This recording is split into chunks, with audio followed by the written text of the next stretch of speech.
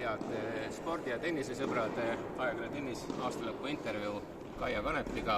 Kaia lõpetas just treeningu Vladimir Ivanoviga. Kuidas tänane trenn läks? Paremini kui eile. Ma ei olnud 6 aega mänginud. Eile mängisin siis üle pika aega.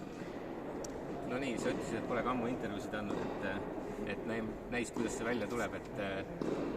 Kuidas see viimane aasta tervikuna on läinud sinu jaoks, et aasta lõpp tuleb, on ikka tavaks aasta kokku võtta? On paremaid aastad olnud. Aga oli, mis oli, et varsti hakkab uus. Aasta hakkas hästi, siis kuidagi ei olnud nii hea periood ja siis mõned nädalad aasta teises pooles olid okei. No sport on ikka nii, et vahel paremini, vahel halvemini. Tegelikult viimane asi, mis me teame, oli see Haabneme turniir, kus sa mängisid Eestis ka ja läks väga hästi, aga siis tuli see väike jalavigastus ikkagi, see kanna asi, et kuidas sellega hetkel seis on? Mul tegelikult paar kuud juba enne oli kandvarus kannatustega mängida. Aga sellepärast mul 6 aega paus oligi, et tegin ravi kannale, et lõõklaine ravi ja praegu siis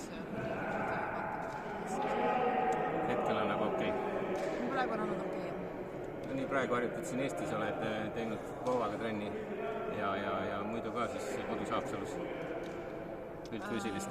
Ja füüsi ma olen teinud 3 nädalat. Suusatamas ei ole käinud? Absoluutselt ei olnud.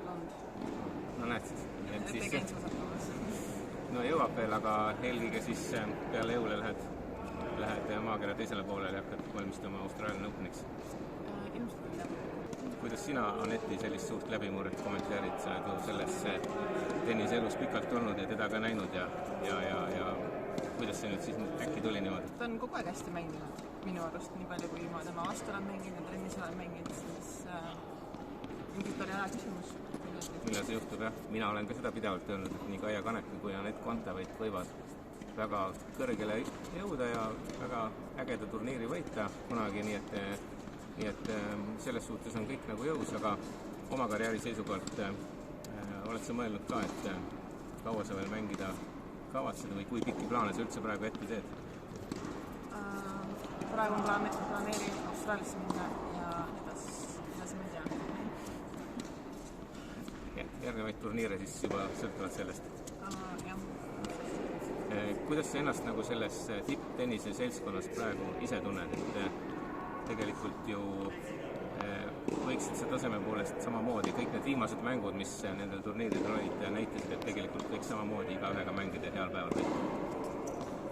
No ja võiks on hea sõna, et ilmselt kui see juhtub ja saab häid võita, siis ka nagu enesekindlus kasvab selles suhtes, aga kui häid võite ei ole olnud, siis on nagu oma mängu ja enesekindlusele head kasulikud. No sinu füüsist on palju kiidetud ka viimasel ajal. On see praegu endiselt üks selline trump, millele sa võid toetuda julgelt nagu mängides?